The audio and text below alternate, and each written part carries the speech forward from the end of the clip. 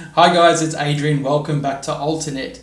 Last time on TMI we talked about yarn fiber types, and today I thought I'd expand on that and talk a little bit more about how to choose the best yarn for the project that you want to knit. And I thought I would talk more about why yarn isn't just yarn, and it can be really daunting for a beginner who doesn't know all the different kinds of yarn and when you would use what. And hopefully I'll be able to help clear up some of that super vague language that you would have heard before.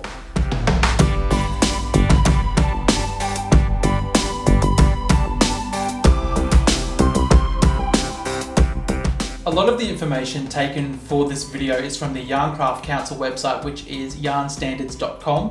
They've got a really helpful document, and I'll put a link in the description box below so that you can get access to the PDF. If you're a beginner knitter, you've probably heard a bunch of terms that you just don't really understand, like DK, Aran, worsted. You've probably even heard of wraps per inch or WPI, recommended needles and gauge and all of these other things. What the hell does it all mean? Well, I'll tell you. So you've already decided on what fiber type you want to choose because you watched my video previously on fiber content, didn't you? Right. If not, check that video out for more information. Yarn actually comes in a bunch of different weights. The weight of a yarn indicates if it's really fine like a thread or if it's very ropey and chunky. This shouldn't be confused with the fact that balls or skeins of yarn are often sold by how much they weigh. For example, 50 gram, 100 gram or 200 gram balls. This isn't what we mean when we refer to weight, this is the size of the ball. Are you confused yet? The nomenclature or naming system of yarn sizes differs from where you live in the world. There is a standardized international system from 0 to 7, which is printed on ball bands for balls and skeins of yarn, and you'll see it as a little diagram of a ball of yarn with a number in the middle of it. I generally don't tend to use this system because I think I've seen it on maybe 1 or 2 balls of yarn that I've bought in my life. However, there are some other methods to help you determine the weight of a yarn, and I'm going to go through them with you now. My personal favorite is the US system, which I'm going to call the descriptor system because I don't think it's got any other name. And it goes a little bit like this. Size 0 can be called lace weight in the descriptor system, and it's perfect for really fine detail work like lace and delicate objects. Size 1 is superfine, also called fingering or sock yarn, and as the name suggests, it's perfect for knitting socks. Size 2 is fine, more commonly referred to as sport weight yarn, and is really good for lightweight adult clothing or baby items. Size 3 is known as light, but you'll more likely see it listed as DK and less commonly light worsted, and this is one of the workhorses of the yarn world. You'll make a lot of things out of DK or light worsted weight yarn. Size 4 is known as medium, and most commonly you'll see this one sold all over as worsted weight yarn. Often you'll see Aran weight yarn put in the same category as this, and there is a little bit of contention about whether Aran weighted yarn is slightly heavier than worsted.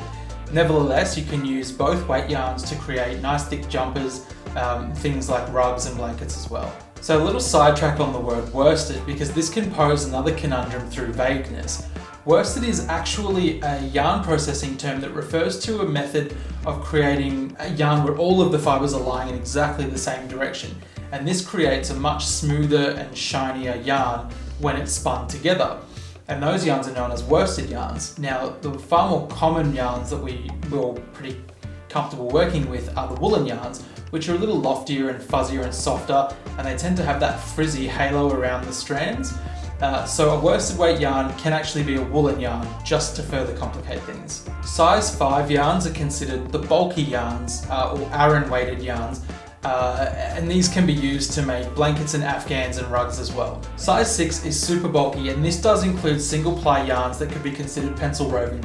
And if none of that made sense to you, then hold on because I'll explain it soon. Finally, size 7 yarns are super bulky again, but these are even bigger than the super bulky number 6. If you've never heard of loopy mango yarns, that is definitely a super bulky yarn, and it brings me so much joy to see it just because it's so ridiculously huge. If you're like me and you live in Australia, or if you're from the UK or New Zealand, then you aren't likely to find too many yarns in the stores that say worsted weight on the front. In fact, you're going to get a ply number. Now let's talk for a second about what plies are. You've probably already guessed it, plies are thinner strands of yarn that are used when twisted together to create the final product. When wool is being processed, there's a step called carding in which the fibers of the yarn are all combed into the same direction, roughly.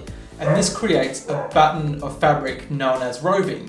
Now, when a piece of this roving is extruded out and twisted together or twisted lightly, it's considered pencil roving.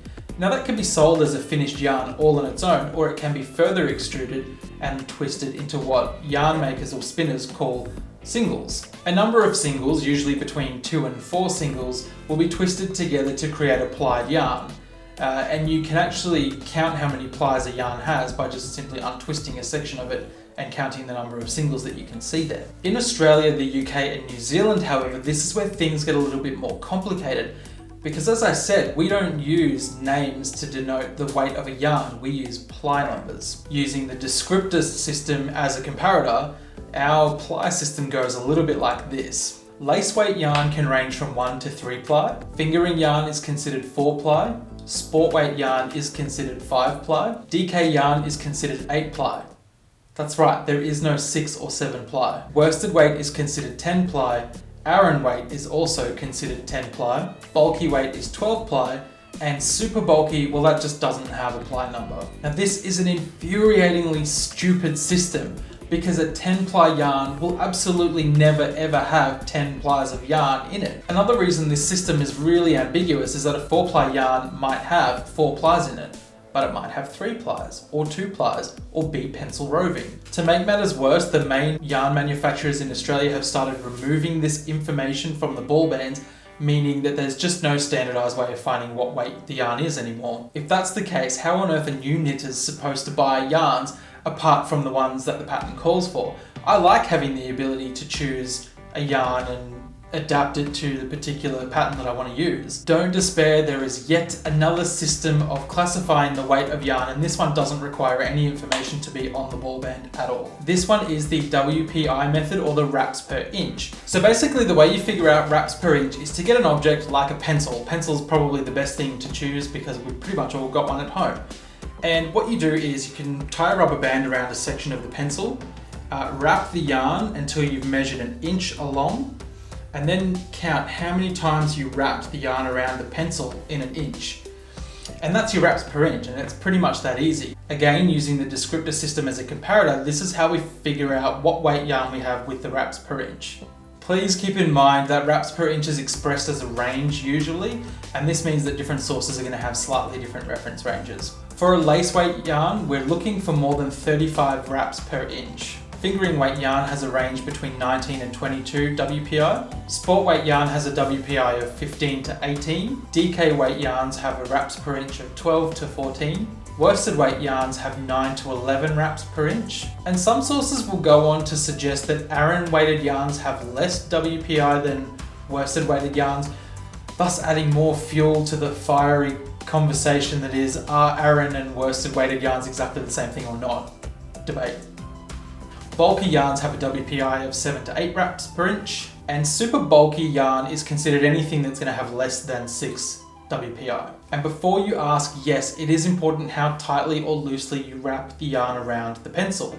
Most sources say we're looking for a nice relaxed and even tension across, not too loose, not too tight. I guess you could call it Goldilocks tension. I don't know exactly how much tension this is. I think it's pretty subjective. Like anything, consistency can be hard to come by, so you have to figure out what your favorite method is. Are you an international standardized 0 to 7 kind of person?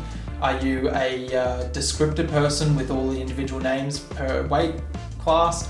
Are you some kind of sicko who likes the ply system? Or do you use WPI? It's completely up to you. I really hope that this has been helpful for you guys to help you pick yarns with a little bit more knowledge behind it, rather than going with a gut instinct and saying this is a beautiful yarn and I must own it.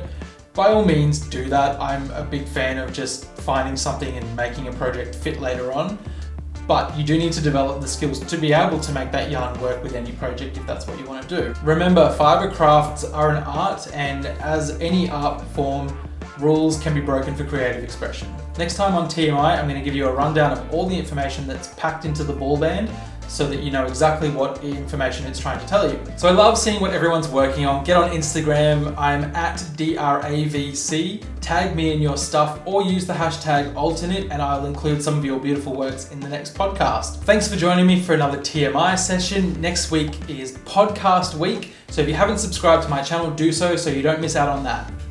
Bye.